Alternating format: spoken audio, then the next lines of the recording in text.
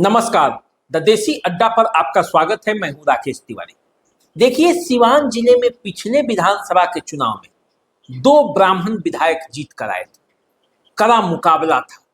कड़े मुकाबले में दोनों ने अपने अपने क्षेत्रों में अपने निकटतम प्रतिद्वंदी को पराजित कर दिया। लेकिन जब 20 का चुनाव बीत गया और 5 साल का समय भी बीत गया, तो 5 सालों में अपने अपने क्षेत्रों में इन्होंने क्या कार्य किया, इसका आकलन और गुना भाग भी हुआ।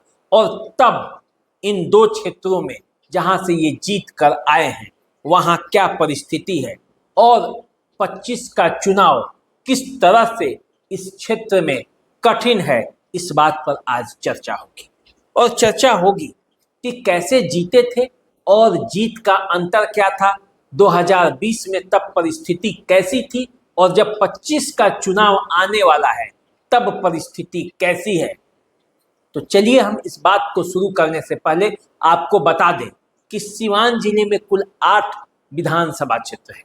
इस 8 विधानसभा क्षेत्रों में से 2 पर बीजेपी के विधायक जीत कर आए हैं, 2 पर सीपीआई एमएल के विधायक हैं, 3 पर आरजेडी जीती है और 1 कांग्रेस के खाते में गया है।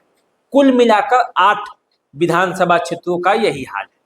पिछले चुनाव में जो पार्टियां चुनाव लड़ी थी, बीजेपी 4 सीटों पर लड़ी थी, जनता दल यूनाइटेड 4 सीटों पर लड़ी थी, आरजेडी 4 सीटों पर लड़ी थी, सीपीआई एमएल 3 सीट पर और कांग्रेस 1 सीट पर लड़ा था। एलजेपी कुल 4 सीटों पर चुनाव लड़ी थी और चारों पर उन्हें जीत हासिल नहीं हुई थी। रघुनाथपुर में वे जरूर दूसरे नंबर पर रहे थे।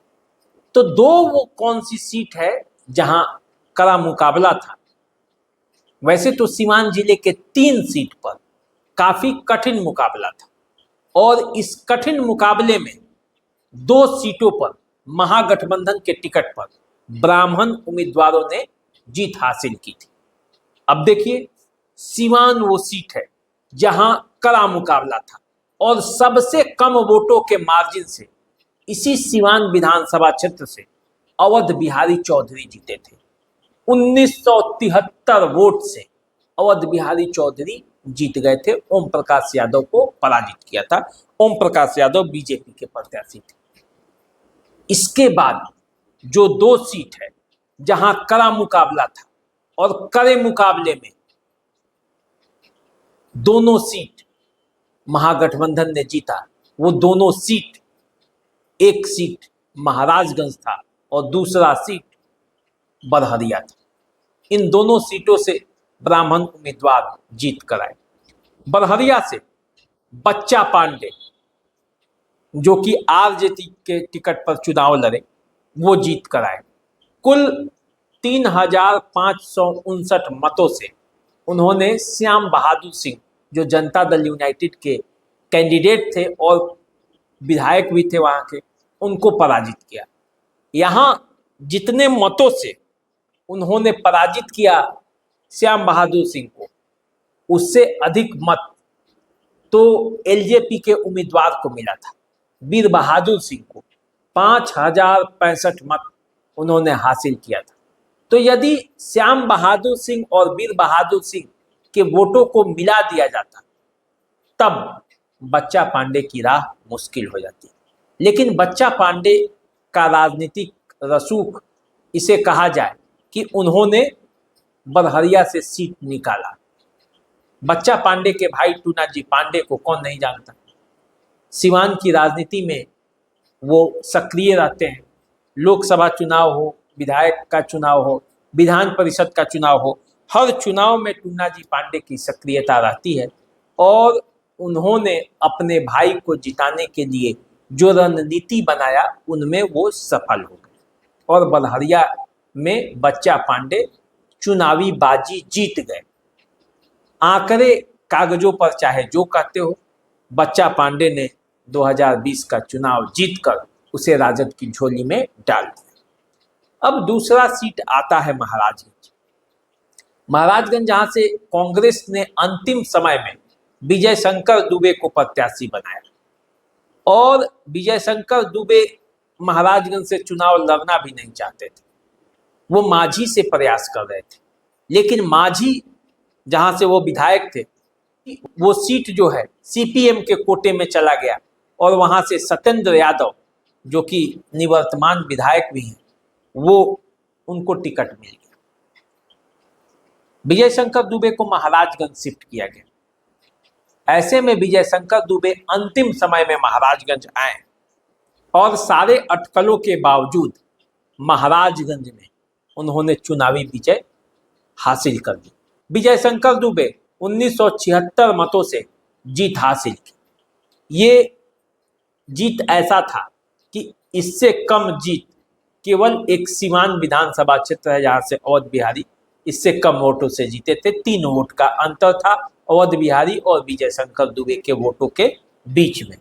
तो आप समझ सकते हैं कि कितना कठिन मुकाबला था, जहां मात्र 1976 मतों से विजय शंकर दुबे जीत पाए। विजय शंकर दुबे के पहले महाराजगंज विधानसभा क्षेत्र से कोई ब्राह्मण विधायक नहीं जीता था, कोई ब्राह्मण उम्मीदवार नहीं जीता था। तो ऐसे में विजय शंकर दुबे का महाराजगंज आना और वहां विजय श्री हासिल कर लेना, इसमें विजय शंकर दुबे की जो व्यक्तिगत छवि थी उसका भी योगदान था। पार्टी का कैडर वोट तो था ही, आरजेडी का वोट, कांग्रेस का वोट जो भी था वो था ही। विजय शंकर दुबे की जो छवि थी वो जितने प्रत्याशी थे वहां पे उनसे भारी पड़ा। लेकिन यदि महाराजगंज में भी जो एनडीए का वोट विभाजित नहीं होता तो विजय शंकर दुबे का जीतना मुश्किल था, क्योंकि देखिए जिस महाराजगंज से विजय शंकर दुबे मात्र 1976 वोटों से जीते, उसी महाराजगंज में जनता दल यूनाइटेड के प्रत्याशी हेम नारायण शाह को 46,849 मत मिले थे। डॉक्टर देवरंजन जो कि एलजेपी के उम्मीदवार थे, उन्हें 18,278 मत मिले थे। मनोरंजन कुमार सिंह जो कि बीजेपी के बागी उम्मीदवार थे, उन्होंने भी 1,099 वोट पाए थे। विशंभर सिंह जो कि जनता दल के ही यूनाइटेड के ही पूर्व विधायक दामोदर सिंह के भतीजे थे, उन्होंने भी 1,538 मत ले लिया था। तो इस तरह से देखा जाए तो एनडीए के वोटों में काफी बिखराव हुआ महाराजगंज में, और इसका नतीजा ये रहा कि विजय शंकर दुबे चुनावी बाजी जीतने में सफल। अब 25 का चुनाव है और 25 के चुनाव में फिर तैयारी शुरू है। सभी दल अपने अपने प्रत्याशियों के पक्ष में तैयारी शुरू कर दिया है। इन क्षेत्रों में भी तैयारी चल रहा है।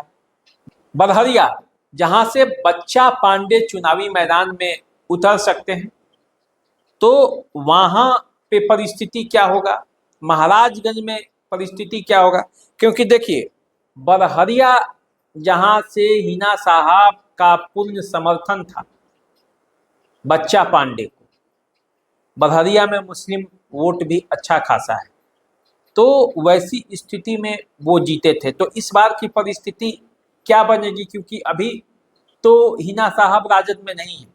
हालांकि ये चर्चा चल रही है कि हिना साहब राजद में आ जाएंगी, ओसामा साहब भी आ जाएंगे। तो जब दोनों आएंगे तो परिस्थिति क्या बनेगी और बच्चा पांडे और हिना साहब के बीच समीकरण क्या बनेगा, ये भी तय करेगा कि चुनाव का जो वहां पे लड़ाई है वो किस तरह से दिलचस्प होगी। आरजेडी उन्हें टिकट देगा भी कि नहीं देगा तो फिर वहां लड़ाई कैसी होगी, क्या उनकी सीट भी बदली जा सकती है, क्या होगा ये आने वाले समय में पता चलेगा। लेकिन जो भी होगा बड़हरिया में मुकाबला दिलचस्प होगा और बच्चा पांडे वहां पिछले 5 सालों में अपनी पैठ और साख दोनों बढ़ाए, तो वैसी परिस्थिति में वहां लड़ाई दिलचस्प होगी। दूसरा क्षेत्र जो है जहां से ब्राह्मण विधायक हैं विजय शंकर दुबे। विजय शंकर दुबे पिछले चुनाव में, लोकसभा के चुनाव में नाराज हो गए थे अपनी पार्टी से। अखिलेश प्रसाद सिंह के पुत्र आकाश प्रसाद सिंह को यहाँ से टिकट मिल गया। विजय शंकर दुबे चाहते थे कि टिकट उन्हें मिले, लेकिन टिकट पार्टी ने उन्हें दिया नहीं। पार्टी ने टिकट नहीं दिया तो उसके बाद विजय शंकर दुबे किसी कार्यक्रम में सार्वजनिक रूप से दिखे नहीं। और तो और उनके पुत्र ने बीजेपी ज्वाइन कर ली। तो ऐसा कहा जाने लगा कि विजय शंकर दुबे अब कांग्रेस के से छोड़कर वो भी बीजेपी ज्वाइन कर लेंगे।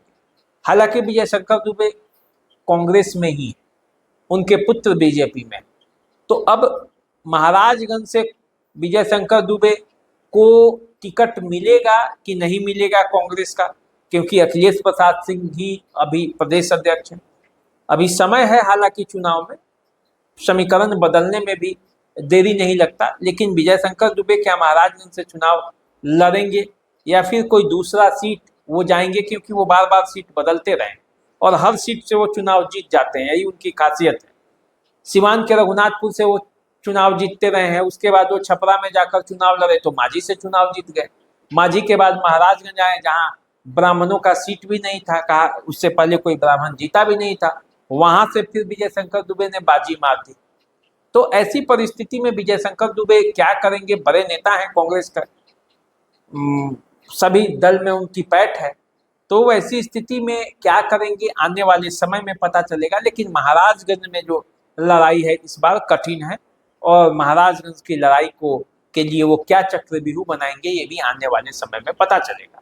वो खुद लड़ेंगे, उनके बेटे लड़ेंगे, या कोई दूसरे सीट पर चले जाएंगे, ये भी आने वाले समय में ही पता चलेगा। तो आप इंतजार कीजिए। और सिवान के इन सीटों पर जहां 3 सीट कठिन मुकाबले में है महागठबंधन के तरफ से, एक तो सिवान, दूसरा महाराजगंज और तीसरा बरहरिया, इन 3 सीटों पर जो हार जीत का अंतर रहा है वो 2000 से लेकर 4000 के बीच में रहा है। और यही इस सीट का सबसे बड़ा चुनौती है कि इस पर दोनों दलों को, Janata Dal United, BJP NDA गठबंधन को भी, और इंडिया गठबंधन को, महागठबंधन का लीजिए उसको, दोनों को बड़ा फूंक फूंक कर कदम उठाना पड़ेगा, प्रत्याशियों के चयन में भी और पार्टी के लिए जो चुनाव लड़ना है उस समय भी। तो देखिए क्या होता है इन सीटों पर, आने वाले समय में पता चलेगा। इस पर आप अपना क्या विचार रखते हैं, आप भी हमें लिख भेजें, कमेंट कीजिए, लाइक कीजिए, सब्सक्राइब कीजिए, चैनल को भी सब्सक्राइब कर लीजिए ताकि आपका और हमारा संबंध बना रहे।